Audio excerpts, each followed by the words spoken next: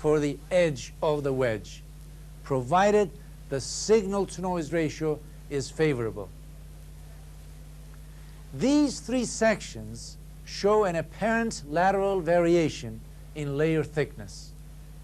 To see the difference between the true thickness and the apparent thickness, defined as peak to peak time, refer to this section at the center. This is the same section with the actual geometry of the wedge superimposed. Since the composite wavelet here has only one positive peak, the apparent thickness between locations A and B is nearly zero. At location B, the composite wavelet has a flat top. Immediately to the right of location B, the flat top disappears and the composite wavelet splits. The flat top character can be identified as the limit of vertical resolution. A short distance to the right of the point at which the composite wavelet first splits into two peaks, the apparent thickness becomes equal to the true thickness. This thickness is called the tuning thickness and is equal to peak to trough separation, 1/2 the dominant period of the convolving wavelet. Beyond the point of tuning thickness, note the apparent thickening of the layer between locations B and C. To the right of location C, the apparent and true thicknesses become equal. Besides apparent thickness, the maximum absolute amplitude of the composite along the pinch-out also changes. To the left of location A in the section, note the single isolated zero-phase wavelet.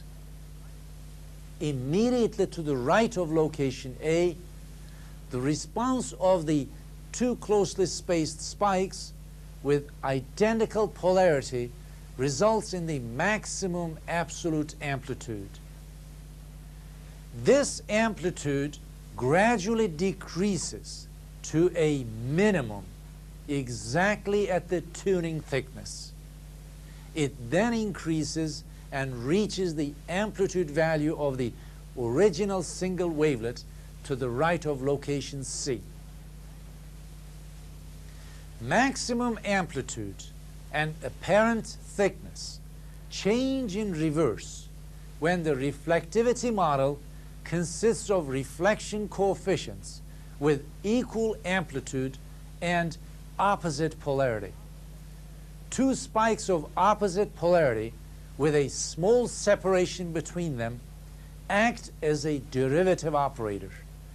When applied to a zero-phase wavelet, this operator causes a 90-degree phase shift. This phase shift can be seen in this section on the wavelets between locations A.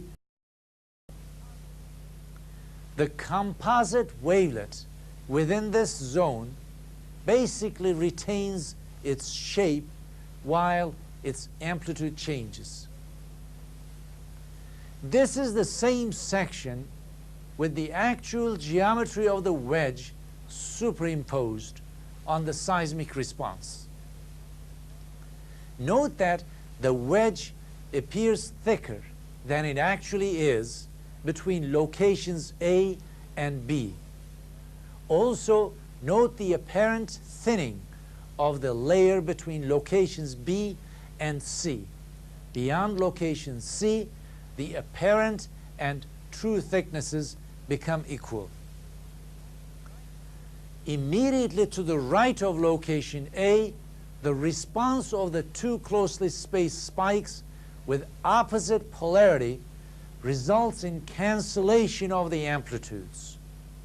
The largest absolute amplitude of the composite wavelet gradually increases to a maximum immediately to the right of location B.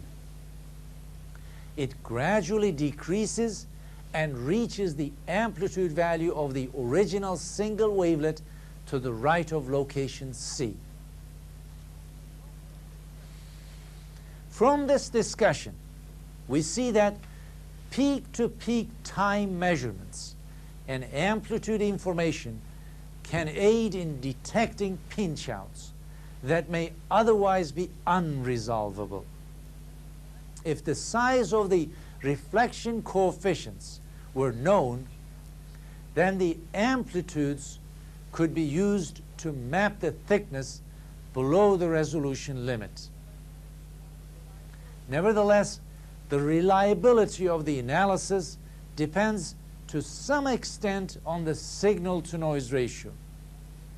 Finally, the deceptive changes in amplitude and apparent thickness must be noted during mapping of the top and bottom of the pinch-out.